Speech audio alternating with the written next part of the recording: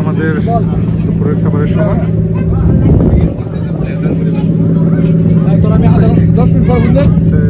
দুপুরের খাবার ছাদের মধ্যে খাচ্ছি।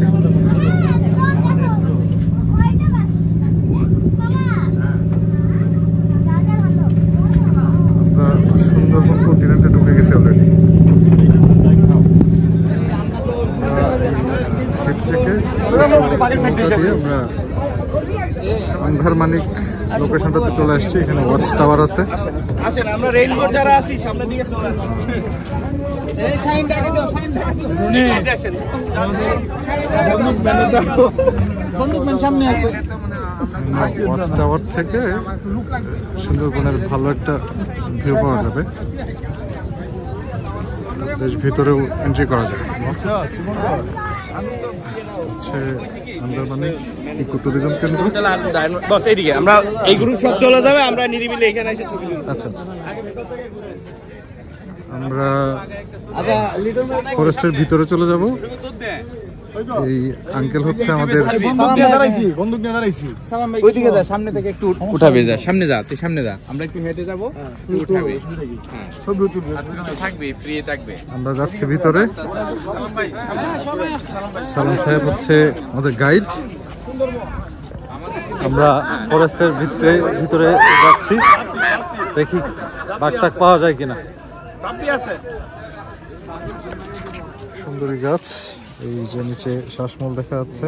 সেরকম তো এইগুলো কি পরবর্তী শুকিয়ে যায় না? এখান থেকে গাছ জন্ম এখানে শুকায় না, মূলত জোয়ারের পানি যখন এটা তো ভুলে যায় এগুলো থেকে কার্বন ডাই অক্সাইড। এখানে হরিণের পায়ের ছাপ দেখা যাচ্ছে নিচে। এই অঞ্চলটাতে হরিণের চলাফেরা আছে।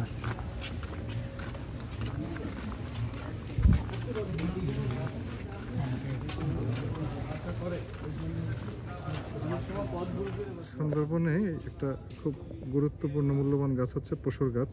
এইটা বেশ ঔষধি গুণ আছে এটার। এখানে যারা লোকাল আছে জীবিকা নির্বাহের জন্য জঙ্গলে ঢুকে ওখানে আঘাতপ্রাপ্ত হইলে এই পশুর গাছের ছাল অ্যান্টিবায়োটিকের মতো কাজ করে। এই যে দোয়া ছাড়তেছে, বাঘ মামাকে দেখতে আসছে। হ্যাঁ, সুন্দর পরিবেশ একটু দূষণ করে যায়। গাছের শ্বাসমূল লাগে এই জন্যই, কারণ সে কার্বন ডাইঅক্সাইড অক্সিজেন কমাই দিচ্ছে। আমরা ওই ঘুরে টুরে চলে আসছি না, জঙ্গল ঘুরে। তবে বেশ ভালো একটা আমাদের মানে ভিউ হয়েছে এখানে। দেখাও শ্বাসমূল, ওই যে শ্বাসমূলগুলো এখানে পানি চলে আসে এখানে। হ্যাঁ, এই যে পানি চলে আসে, যে আমাদের আমরা ঘুরে যে এখান থেকে যাত্রা শুরু করেছিলাম ওই জায়গায় শেষ। আমরা ওয়াকওয়ে দিয়ে জঙ্গলের ভিতরে চলে যাচ্ছি।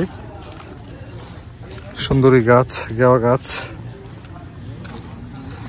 আর এই যে নিচে দেখা যাচ্ছে শ্বাসমূল। জোয়ারের সময় পানি চলে আসে।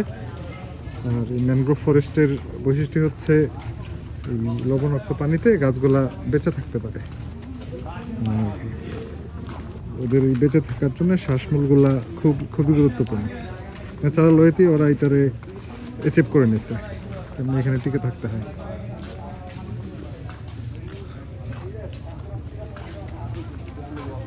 জোয়ারের সময় পানি চলে আসে এখানে।